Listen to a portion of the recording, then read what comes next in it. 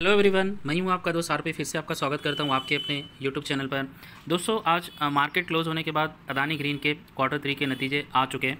तो सीधे बढ़ते हैं हम क्वार्टर थ्री नतीजों की ओर। उससे पहले सभी से मैं विनती करता हूं कि देखिए, कुछ समय पहले मैंने एक लेटेस्ट अपडेट उभर कर आई थी अदानी ग्रीन, अदानी ट्रांसमिशन के बारे में एंड अदानी पोर्ट के बारे में regarding their share holding pattern, जो काफ़ी बड़ी जानकारी है। दोस्तों, सभी से विनती करता हूँ कि ये वीडियो ज़रूर देखिए, ठीक है। तो चलिए सीधे बढ़ते हैं अदानी एनर्जी के बारे में, जहां पर आज क्वार्टर थ्री का रिजल्ट अनाउंस किया गया है।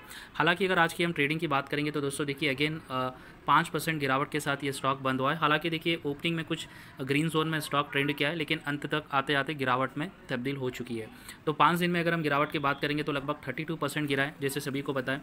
और अगर हम एक महीने की बात करेंगे तो देखिए कितना लगभग 56% की गिरावट अदानी ग्रीन में हमें देखने को मिला है दोस्तों, ठीक है। तो अगर इसी वर्ष की अगर हम बात करेंगे तो देखिए ऑलमोस्ट सेम 56% की गिरावट हमें देखने को मिली है। तो चलिए, मार्केट क्लोज होने के बाद नतीजे है, उतनी ज़्यादा हम डिस्कशन नहीं करेंगे। तो सबसे पहले आ गए हमारे नॉर्मल पेज पर। तो यहाँ पर हम देखेंगे मोटा मोटी प्रॉफिट, रेवेन्यू और इबिडेटा। तो ये तीन ऐसी चीज़ें जो महत्वपूर्ण है किसी भी कंपनी के क्वार्टर थ्री में नतीजों में। चाहे उसमें अगर बढ़ोतरी हो तो अच्छी बात है, गिरावट है तो पता है कि सही नहीं है। तो Adani green energy quarter three profit zooms to 103 crore दोस्तों, जो काफ़ी अच्छी बात है, ठीक है। उसके बाद हम जानकारी जानेंगे कि इस 103 करोड़ में कितना परसेंट का प्रॉफिट इनका जंप हुआ है, रेवेन्यू क्या है, और सारी डिटेल हम जानने की कोशिश करेंगे। चलिए आगे बढ़ते हैं।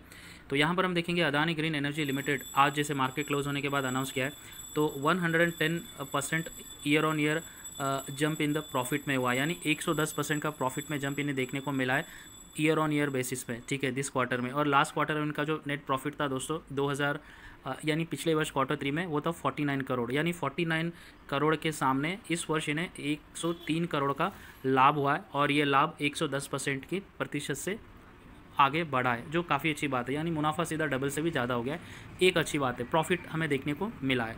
उसके बाद अगर हम देखेंगे most important revenue from operation, वो है देखिए दोस्तों 1937 crore during the period under review, up 41% against rupees 1400 crore in the last corresponding period, ठीक है। अगर हम इस साल की अगर रेवेन्यू की बात करेंगे जो 1973 है करोड़ है, और टोटल इसका अगर हम जंप हम देखेंगे तो 41% का जंप हमें देखने को मिला था, क्योंकि पिछले वर्ष इसी क्वार्टर थ्री में 1400 करोड़ का रेवेन्यू इनको हुआ था। तो प्रॉफिट में 110% का जंप है, रेवेन्यू में 41% का जंप है, काफ़ी अच्छी बात है।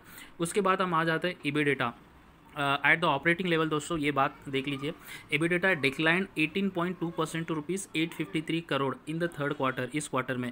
और पिछले क्वार्टर थ्री, पिछले वर्ष सेम क्वार्टर थ्री में एबिडेटा स्टैंड था 1043 करोड़। उसके सामने इस वर्ष का, इस क्वार्टर का, इस वर्ष में क्वार्टर थ्री में एबिडेटा में डिक्लाइन देखने को मिला 853 करोड़। परसेंटेज ऑफ डिक्लाइन है 18.2। यहाँ पर कुछ ना कुछ मतलब दिखता है कि डिक्लाइंड हुआ है। तो शायद मार्केट को ये पसंद नहीं आया होगा EBITDA, earning before income tax and depreciation.